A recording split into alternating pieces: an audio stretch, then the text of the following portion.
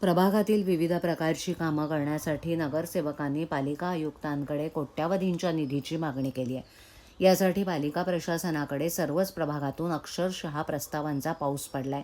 विशेष म्हणजे काही नगरसेवकांची मागणी ही 10 ते 15 कोटीच्या घरात असून या प्रस्तावांचा विचार करताना प्रशासनाची दमछाक होत असल्याचं समोर आले।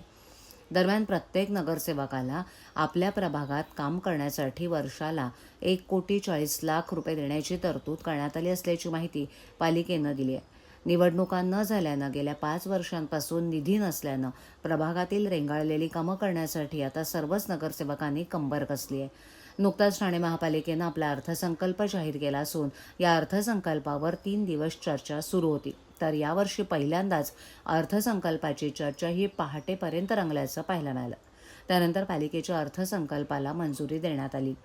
आपल्या प्रभागातील कामांना गती मिळावी यासाठी सर्वच नगरसेवक आग्रही असून अर्थसंकल्पाच्या पूर्वीच जवळपास सर्व नगरसेवकांनी पालिका आयुक्तांना निधीसाठी प्रस्ताव दिले आहेत। त्यामध्ये काही नगरसेवकांनी 2 कोटी, काही नगरसेवकांनी 10 कोटी तर काही नगरसेवकांनी 15 कोटीच्या वर निधीची मागणी केली आहे।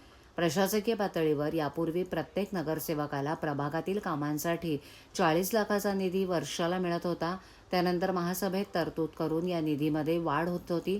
मात्र यावर्षी पहिल्यांदाच प्रशासनानंच प्रत्येक प्रभागासाठी 1 कोटीची तरतूद करण्याचा निर्णय घेतला असल्यानं प्रत्येक नगरसेवकाला आता 1,40,00,000चा निधी वर्षाला खर्च करायला मिळणार असल्याचं प्रशासनाच्या वतीनं स्पष्ट करण्यात आलं आहे।